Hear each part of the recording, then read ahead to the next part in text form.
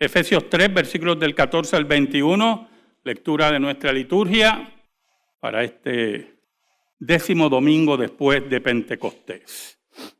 El ser humano fue creado para ser un ser social. Yo creo que es como la 5ª vez que yo comienzo un sermón con esa oración. Gregario. Y en esa línea, regularmente busca identificarse y encontrarse con las personas afines, no solamente en costumbres y cultura, sino también en habilidades, dones y profesiones. Siempre ha sido así. Por eso los seres humanos crean gremios, ¿verdad? Esos gremios, aparte de darle cierta identidad, pues los ayuda a compartir experiencias. En una ocasión se reunieron alrededor de 7 médicos, ese número 7, a todo el mundo le gusta, posiblemente eran 8, pero decían 7, así. Y cada médico, escuche, reveló ante sus amigos una malpraxis, la que conllevó en algunos pacientes problemas perpetuos de salud, otros murieron, otros tenían reclamos, pero entre ellos querían descargar ese peso que tenían. No eran médicos irresponsables, eran médicos que eran seres humanos y no sabían con quién descargar ese peso. Pero hubo uno interesante de los 7 médicos que empezó a hablar de la condición de su paciente y la describía en una forma que ellos mismos todos empezaron a evaluarla porque pensaban que era otro caso de malpraxis. Había dificultades de respiración, había un sinnúmero de condiciones que el médico no podía identificar cuál era el problema. Todos pensaban que su paciente había muerto. Hasta que uno de los médicos, entre los médicos, dijeron, es una espina de pescado y está alojada en tal sitio. Estuvo alojada en tal sitio, ellos hablaban en pasado. Eso es. En ese momento el médico, la historia dice que tomó su capa, me imagino que era inglés, y dijo, mi paciente no ha muerto y ustedes me han dado posiblemente la solución. Y los otros médicos lo persiguieron al hospital. Y allí, en la sala de operaciones, escuche bien, en la sala de operaciones, el médico levanta así la espina. Y si usted está oyendo bien la historia, los otros 6 médicos se sintieron vindicados. Se sintieron, si podemos usar este término, lavados. Pudimos salvar una vida. A pesar de nuestra malpraxis en el pasado, ahora pudimos salvar una vida. La predicación del apóstol Pablo, especialmente, fue un ministerio a los gentiles. Él amaba profundamente a su pueblo. Pero Dios lo llamó a los gentiles. Y aunque él insistió, si usted lee el Hechos de los Apóstoles, en acercarse a los judíos, a la larga Dios lo dirigió a un ministerio a los gentiles. Pero había un problema. Gentiles y judíos no mezclaban. Y principalmente los judíos no mezclaban con los gentiles. Y aunque habían gentiles que habían aceptado al Dios de Israel, eran ciudadanos de segunda clase dentro de la religión judía, en cierta medida. A esa gente, Dios envió al apóstol Pablo para predicar que de 2 pueblos iba a ser un nuevo gremio, un nuevo edificio, un nuevo árbol. No significaba que no hubieran dificultades y problemas, y el apóstol Pablo lo sabía. Pero había unos misterios importantes en el Evangelio y en la predicación del Evangelio y en la vida de la iglesia que el apóstol Pablo tenía presente en su predicación y en su enseñanza. Oramos, hermano. Dios bueno, Qué bueno tú eres, Señor, y nosotros tan malos, nosotros tan egoístas, nosotros, Señor. Perdónanos en esta hora. Escóndenos bajo la sombra de la cruz y que tu nombre sea glorificado. Llega al corazón de tu pueblo por el poder del Espíritu Santo. Oh Señor, que Jesucristo, el que venció la muerte, sea glorificado en esta mañana en medio de tu pueblo y que el Espíritu de Dios traiga refrigerio a las vidas que lo necesitan. Por Cristo Jesús oramos. Amén y amén. El versículo 14 y 15 dice: por esta causa doblo mis rodillas ante el Padre de nuestro Señor Jesucristo, de quien toma nombre toda familia en los cielos y en la tierra. ¿Y por qué doblaba sus rodillas? ¿Por qué causa? Si usted lee la primera parte del capítulo 3, el apóstol Pablo nos habla de los gentiles que ya son coherederos con Cristo, junto a los judíos por el mensaje del evangelio. Gentiles que en otro tiempo estaban separados de Dios, que no pertenecían a la ciudadanía de Dios y ahora conformaban un nuevo pueblo, la iglesia de Cristo. Y aunque eso parecía muy fácil, era una situación difícil, porque no era solamente que el evangelio llegara a sus vidas, sino que tenía que ser un cambio holístico, que tocara todas las áreas de su existencia, y eso no era fácil. No era fácil deshacerse de costumbres, no era fácil deshacerse de odios, no era fácil deshacerse de prejuicios, no era fácil deshacerse de posiciones de alcurnia, no era nada fácil. Por eso el apóstol Pablo dobla sus rodillas ante el Padre por esta causa, por la unión de judíos y gentiles, por esta causa, por edificación de la iglesia, por esta causa doblo mis rodillas ante el Padre de nuestro Señor Jesucristo. No enseñándonos una posición de oración. En el cristianismo eso no existe.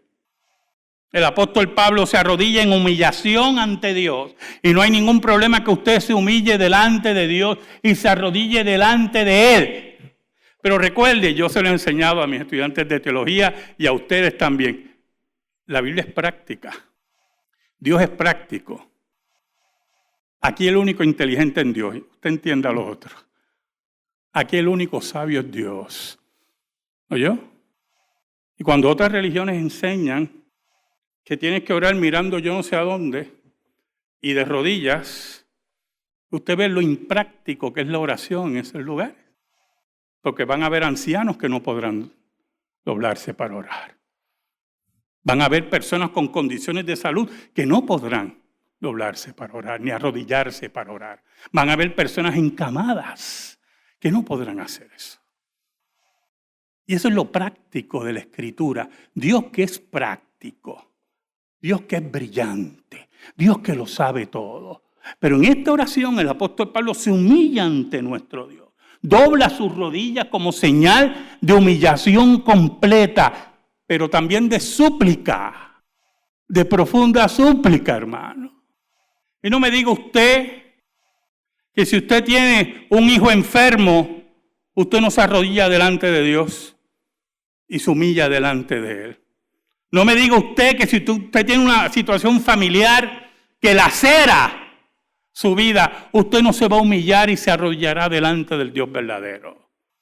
Oh, hermanos, hay muchas situaciones que Dios nos pone para que doblemos nuestras rodillas, para que nuestras rodillas se doblen ante Él. ¿Sabe, hermano?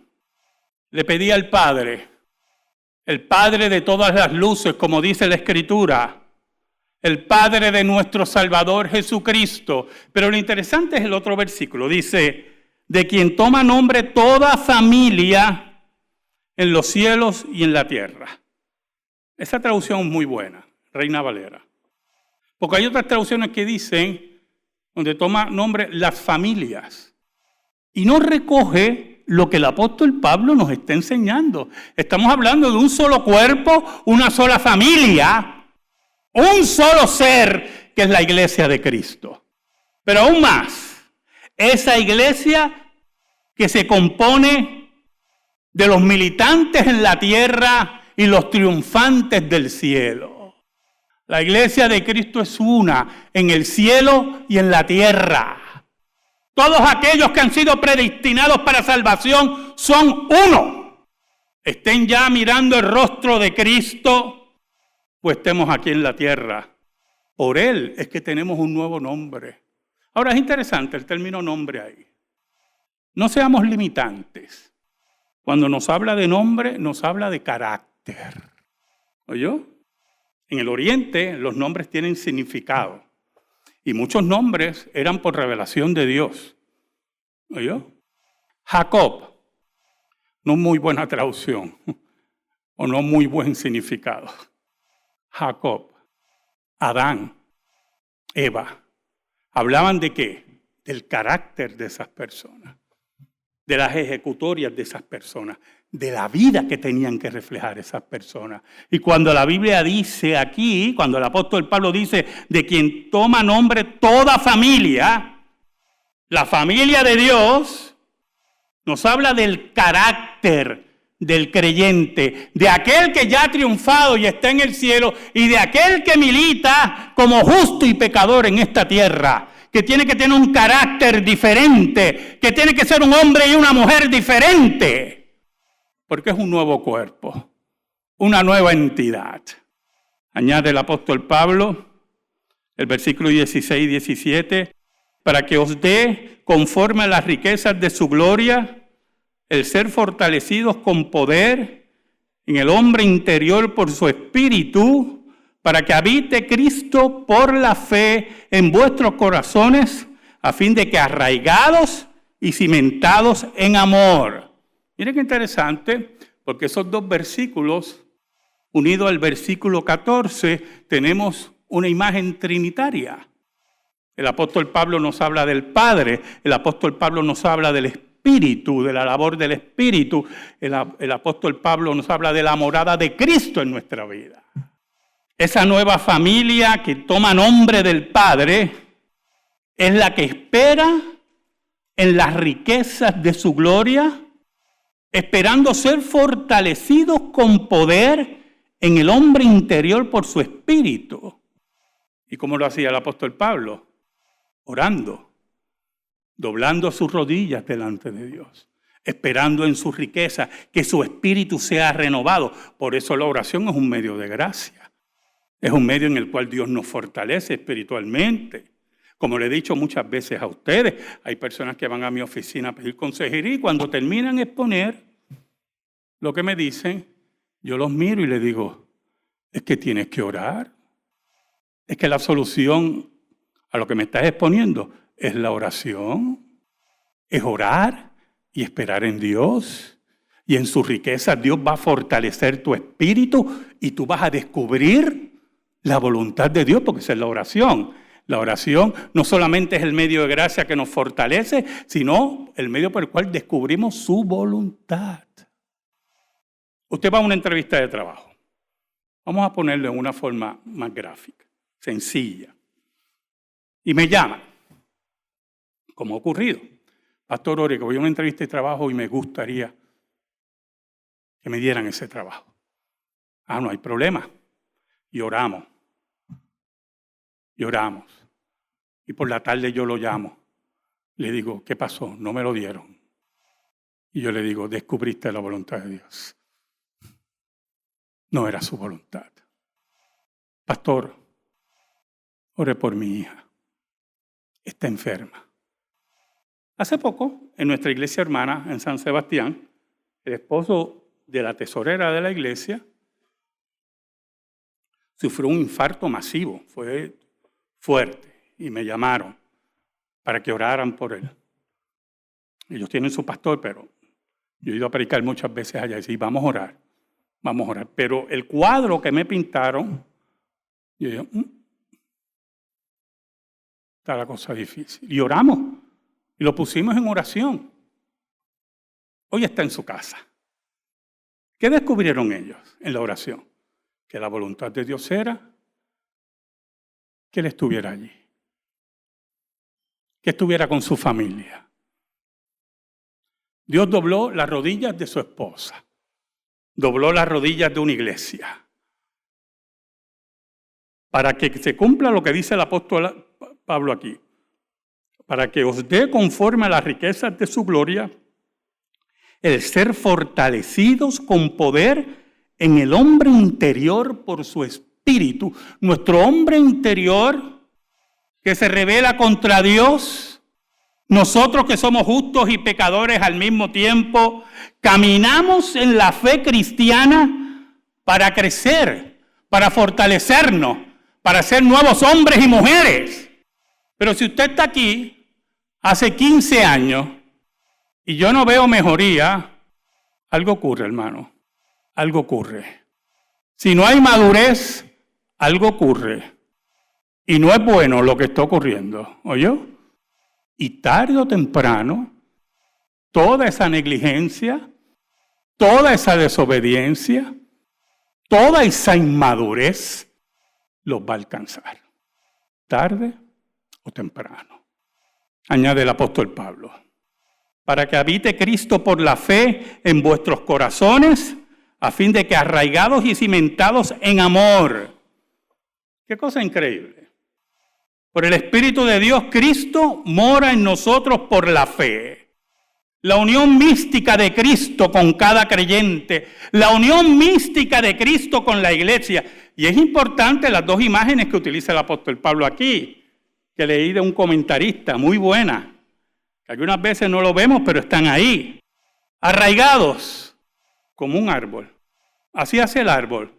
Está arraigado en el suelo y sus raíces, como dice el Salmo 1, se alimenta de la palabra. Es como el árbol que está al lado de un río.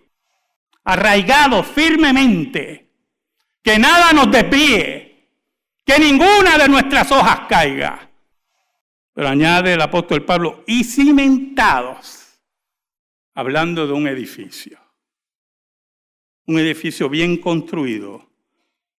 Efesios 2:20 dice el apóstol Pablo, edificado sobre el fundamento de los apóstoles y profetas, siendo la principal piedra del ángulo Jesucristo mismo, en quien todo el edificio, bien coordinado, va creciendo para ser un templo santo en el Señor. Ese nuevo edificio, ese árbol fuerte, esa edificación única que solamente puede hacer Dios, es la iglesia de Cristo compuesta de judíos y gentiles. Pero el amor, ese amor que nos cubre, ese amor que fue manifestado por el Padre al enviar a su Hijo, ese amor que dice el apóstol Pablo en Romanos, se derrama en nuestros corazones por el Espíritu Santo. Es la fuerza vital. Ese amor a Cristo Jesús y a su gloria. Es la fuerza vital que mueve la iglesia en todos los ámbitos de nuestra vida. Por eso añade el apóstol Pablo en el versículo 18, seáis plenamente capaces de comprender. Necesito que entiendan, dice el apóstol Pablo, con todos los santos, cuál sea la anchura, la longitud, la profundidad y la altura. Esa fortaleza holística que cubre todos los aspectos de nuestra vida, en el trabajo, en el hogar, en la crianza de nuestros hijos, en la labor de la iglesia. Esa gloria holística que Dios ha depositado en nuestros corazones, para que nuestras manos sean al servicio de Dios, para que nuestros bolsillos sean aquellos que aporten al reino de Dios. Todo holístico, completo, con profundidad, con longitud, en todos los aspectos.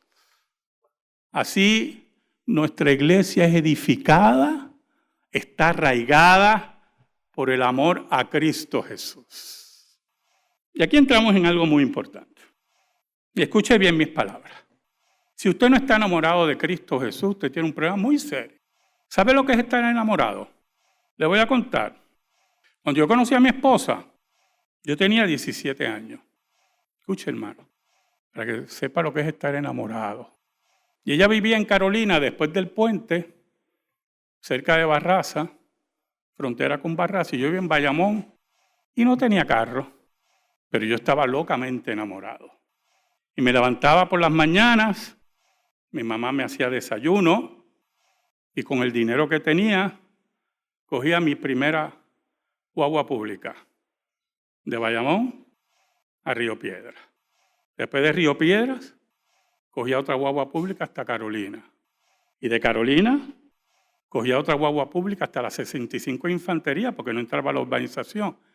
Tenía que estar allí, lo que es ahora el tribunal de Carolina, allí. Yo me bajaba y caminaba hacia la casa. Llegaba como al mediodía, a las 11, mediodía. Para estar allí 6 horas, la suegra mirándome mal, pero yo estaba enamorado de mi esposa. Y quería salir lo más tarde posible, pero imagínense. En Carolina, Bayamón, un día salí a las 10 de la noche y me fui a las 65. Así es el amor. Y ya no había guagua pública. Y el Señor, ¿qué yo voy a hacer ahora? Y pasa un carro y me dice, ¿quiere pon? Y yo, por llegar a Río Piedra, antes que se fuera la última guagua ama, cogí el carro. Perdone que cuente esto, pero es que para que usted vea lo que es el amor.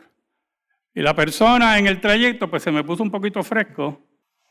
Y yo le dije que mi papá era abogado criminalista. Y su papá, que es abogado criminalista, el chacho ha llevado criminales a los tribunales. Mi pobre papá, que era impresor. Y yo veo que esa persona como que se endereza. Y llegamos ahí al lo que llamamos el corral de Río Piedras, de la guagua Jama, no sé si todavía existe. Y me bajé más rápido que volverlo a decir. Y llegué a mi casa casi a la medianoche.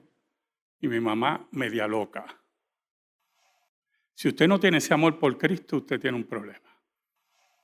Si no ha crecido en su corazón esa anchura, esa longitud, esa profundidad y esa altura, usted tiene problemas.